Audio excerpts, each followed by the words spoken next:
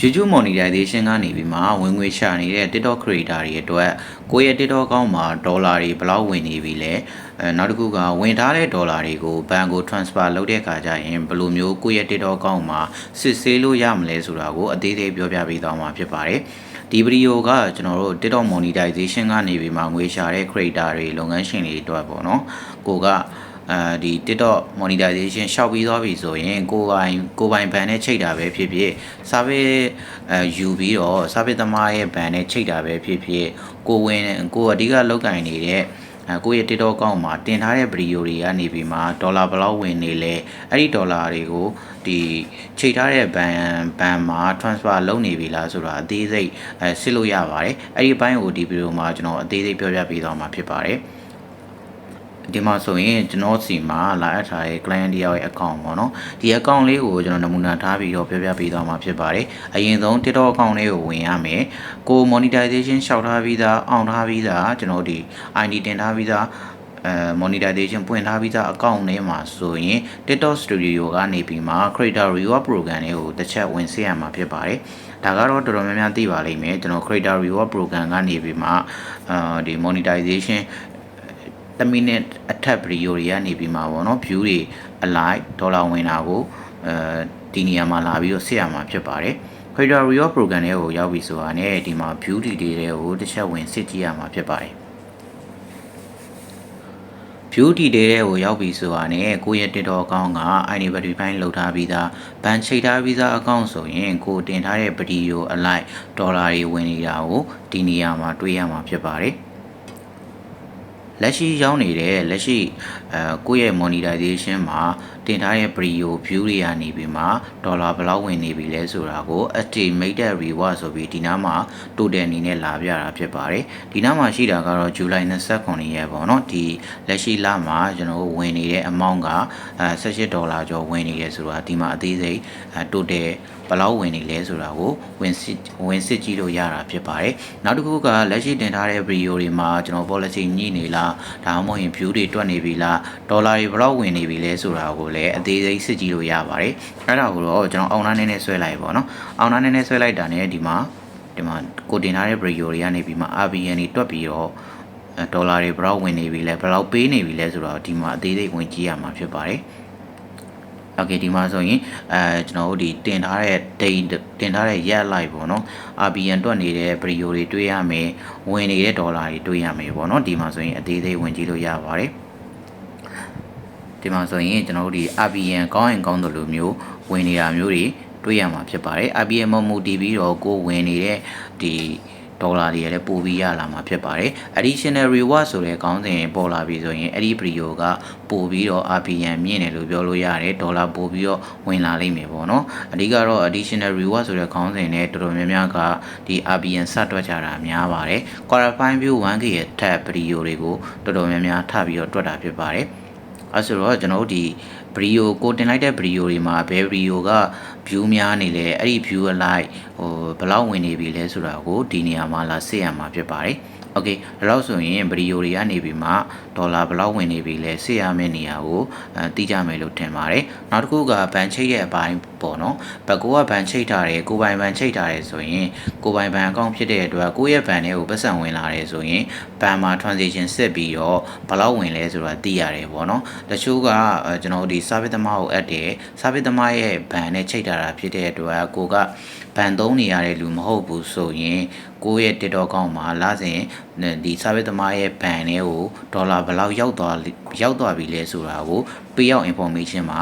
ကြည့်လို့ရပါတယ်ဒီနားလေးမှာပဲပေါ့နော်အားလုံးကဒီနေရာမှာပဲရှိပါတယ်ဒီမှာဆိုရင် recent payout ဆိုပြီးတော့ဒါမျိုးလေးပြတယ်ပေါ့နော်ဒါမျိုးလေးပြတယ်ကို TikTok account ကလာစဉ်ကျွန်တော်တို့ဒီပြီးခဲ့တဲ့လတွေမှာ total ဘန်တွေကိုဘယ်လောက်လွှဲလဲဆိုတာကိုဒီနေရာလေးမှာကြည့်ရမှာဖြစ်ပါတယ်ဒီမှာဆိုရင် April လမှာကျွန်တော်တို့ဒီဒေါ်လာ100ကျော်ဝင်ထားတာတွေ့ရတယ်မေလမှာဆိုလည်းဒေါ်လာ100ကျော်ပြီးခဲ့တဲ့ဇွန်လမှာဆိုရင်ကျွန်တော်ဒီ$38ပေါ့နော်ဒါမျိုးတွေဝင်ထားတယ်ဆိုတာဒီနေရာမှာကြည့်ရမှာဖြစ်ပါတယ်နောက်တစ်ခုကအသေးစိတ်ကိုဝင်ကြည့်ခြင်းနဲ့ဆိုရင်ဒီ view balance တွေကိုတစ်ချက်ဝင်ကြည့်လို့ရပါတယ်view balance တွေကိုဝင်ကြည့်လိုက်တာနဲ့ဒါမျိုးလေးပေါ့နော်ဒီမှာဒီ Creator Reward Program ကနေပြီးမှ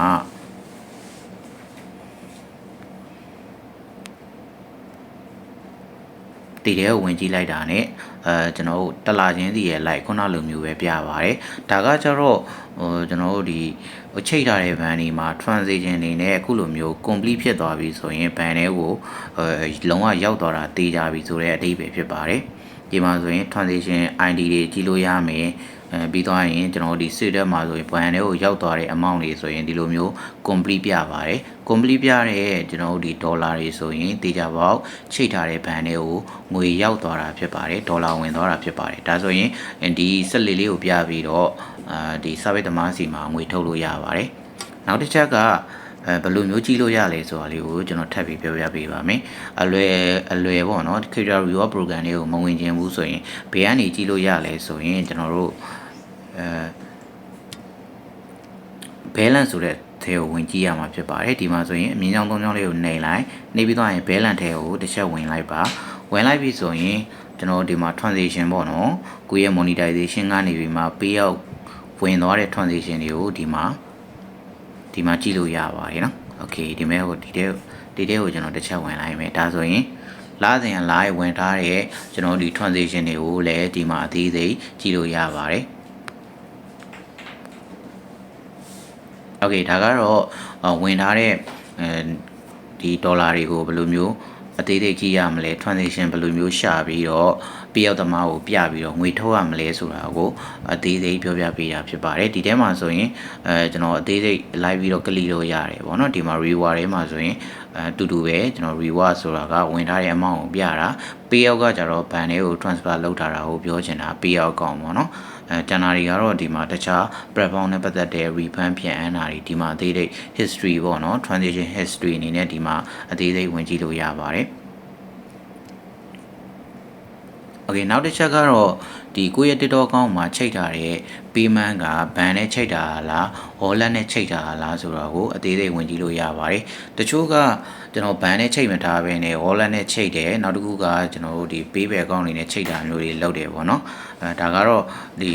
ချိတ်တဲ့ပုံမူတည်ပြီးတော့အသေးသေးကြည့်မယ်ဆိုရင်ကျွန်တော် balance တွေကနေပြီးမှ setting တွေကိုတစ်ချက်သွားကြည့်ပါ setting ထဲမှာဆိုရင်ကျွန်တော်တို့setting ထဲမှာဆိုရင် payment မတက်မှာပေါ့နော်ချိန်ထားတယ်ကျွန်တော်ဒီset up လုပ်ထားတဲ့ payment set up လုပ်ထားတဲ့ဟာတွေအသေးစိတ်ဝင်ကြည့်လို့ရမှာဖြစ်ပါတယ်ဒီ TikTok account မှာဆိုရင်ကျွန်တော်ချိတ်ပေးထားတယ် Too Money Wallet နဲ့ချိတ်ပေးထားတာရှိတယ်နောက်တစ်ခုကကျွန်တော်ဒီ ban အနေနဲ့ SCB ban ဆိုပြီးချိတ်ပေးထားတာရှိတယ်ပေါ့နော်ဒါလေးတွေကျွန်တော်တက်လက်စတယ်ဟိုတည်တော့အောင်ပြောပြပေးမယ်ပေါ့နော် Too Money Wallet နဲ့ချိတ်တဲ့ account တွေဆိုရင် minimum ထုတ်လို့ရတဲ့ amount က$ကနေပြီးတော့စပြီးတော့ထုတ်လို့ရတယ်ပြီးတော့ပြီဆိုရင် withdraw လုပ်လို့ရတဲ့ amount က limit မရှိဘူးပေါ့နော် limit မရှိဘူးအဲဒါဆိုတော့ Too Money Wallet နဲ့ချိတ်မယ်ဆိုရင် minimum amount အနေနဲ့$ကနေထားပြီးတော့ bank ကထုတ်ခွင့်ပေးထားတာဒီ wallet တွေကို transfer လုပ်ခွင့်ပေးထားတယ်နောက်တစ်ခုက minimum amount နေဒီ maximum amount တွေတွက်ချက်ထားတာတိတ်မရှိဘူးပေါ့နော် maximum စိတ်ကြိုက် no limit ပေါ့နော် limit မရှိထုတ်လို့ရတယ်ဆိုပြီးတော့ဒီမှာပြောထားတာရှိပါတယ်နောက်တစ်ခုကကျွန်တော် SCB ban ပေါ့နော်ဒီမှာကျွန်တော်ချိတ်ပေးထားတော့ SCB ban ပေါ့ SCB ban နဲ့ချိတ်တဲ့ကျွန်တော်တို့ဒီ TikTok payout account တွေဆိုရင်အဓိက minimum ပေါ့နော် minimum maximum ဆိုပြီးတော့သူထုတ်လို့ရတဲ့ amount တွေဘယ်လိုစစ်ရလဲဆိုပြီးဒီမှာအသေးသေးပြပေးထားပါတယ်SCB ban နဲ့ချိန်မယ်ဆိုရင်ကျွန်တော်တို့အနည်းဆုံးထုတ်လို့ရတဲ့ amount က$8ပေါ့နော်$8ပါအများဆုံးထုတ်လို့ရတဲ့ amount ကကျွန်တော်ဒီဒေါ်လာဒီမှာ9000ထိအများဆုံးထုတ်လို့ရတယ်ပေါ့နော်ပြီးတော့ရင်ကျွန်တော်တို့ကြာချိန်က5 business hour အထိပေါ့နော်အဲ့ဒီ arrival ဖြစ်နိုင်တယ်လို့ပြောထားတယ်ပေါ့နော်အဲဆိုတော့ကျွန်တော်အခုဒီ payment method မှာလဲ wallet နဲ့ ban အကြောင်းကိုတခါတည်းခွဲပြီးတော့ပြောပြပေးတာပေါ့နော် Too Money Wallet လိုပုံစံမျိုးဆိုရင် minimum အနည်းဆုံး$ကနေစပြီးတော့ထုတ်လို့ရပါတယ် maximum ဆိုရင် unlimited တောင်ထားပေးထားတာတွေ့ရတယ်ပေါ့နော်အဲဆိုတော့ bank transfer နဲ့ဒီ wallet Too Money transfer ဆိုရင် Too Money wallet transfer ကပို့ပြီးတော့ဒီ withdraw လုပ်တဲ့အခါမှာပို့ပြီးတော့အဆင်ပြေတယ်ပြီးတော့ရင် maximum minimum တိတ်ပြီးတော့ကန့်သက်ထားတာမရှိဘူးပေါ့နော်အနည်းဆုံး$ကနေစပြီးတော့ထုတ်လို့ရတာဖြစ်တဲ့အတွက် Too Money ကတော့ပို့ပြီးကောင်းတဲ့ wallet တခုလို့ပြောလို့ရတယ်ဘဏ်ကတော့ကျွန်တော်တို့ဒီ$အနည်းဆုံးအနေထစပြီးတော့ထုတ်လို့ရတာဖြစ်တဲ့အတွက်$မပြည့်ဘူးဆိုရင်တော့ဘဏ်တွေကို transfer လုပ်မှာမဟုတ်ပါဘူးเนาะOkay ဒါဆိုရင်တော့ဒီနေ့ကျွန်တော်ပြောလာတွေကိုနားလည်မယ်လို့ထင်ပါတယ်ဒီ monetization monetization ကနေပြီးမှငွေရှာနေတဲ့ creator တွေအတွက်ပေါ့နော်ကိုပိုင်ဘန်ချိတ်တာပဲဖြစ်ဖြစ်service ကိုဒီ payout ပေးပြီးတော့ပေါ့နော် payout မှာဘန်ချိတ်ပြီးတော့အငားပုံစံမျိုးနဲ့ငွေထုတ် service တွေလောက်ကိုင်နေတာပဲဖြစ်ဖြစ်ဘယ်ပိုင်းပဲဖြစ်ဖြစ်ပေါ့နော်ကိုယ့်ရဲ့ဘန်ကိုယ့်ရဲ့ဒီ TikTok အကောင့်ကနေပြီးမှငွေဘယ်လိုမျိုးဝင်နေပြီလဲဘယ်ဗီဒီယိုတွေကနေပြီးမှ RVN ဘယ်လောက်တွက်နေပြီလဲဆိုတော့ဟိုအသေးသေးပြောပြပေးခဲ့တာဖြစ်ပါတယ်နောက်တစ်ချက်ကပြီးမှမသက်မှာကျွန်တော်ဒီ Holland နဲ့ဘန်နဲ့အကြောင်းပေါ့နော်ဟိုထုတ်လို့ရတဲ့ withdraw amount တွေ limit တွေအစားအသေးသေးပြောပြပေးခဲ့တာဖြစ်ပါတယ်ဒီလောက်ဆိုရင်နားလည်မယ်လို့ထင်ပါတယ်ဒီဗီဒီယိုနဲ့ပတ်သက်ပြီးတော့နားမလည်တာမျိုးရှိတယ်ဆိုရင်အသေးသေးလာမေးလို့ရပါတယ်ကျွန်တော်ရဲ့ Top Academy မှာလည်း Top Academy မှာလည်းဒီ TikTok နဲ့ပတ်သက်ပြီးတော့ပေါ့နော်boosting ဘိုင်းတွေ monetization ဘိုင်းတွေအသေးစိတ် all in one ကျွန်တော်တို့ဒီ service လာရလို့ရပါတယ် monetization ကနေပြီးမှငွေထုတ်ချင်တဲ့လူတွေအတွက်လည်းကျွန်တော်တို့အသက်တာဆုံးဒီအသက်တာဆုံး percentage တွေတွက်ချက်ပြီးတော့ကျွန်တော်အဆင်ပြေအောင်ငွေထုတ်ပေးပါတယ်ဟို too many wallet နဲ့ချိတ်ချင်တာပဲဖြစ်ဖြစ်ပေါ့နော်ဒါမှမဟုတ်ကျွန်တော်ဘန်နဲ့ချိတ်ချင်တာပဲဖြစ်ဖြစ်အဆင်ပြေအောင်လုပ်ပေးပါတယ်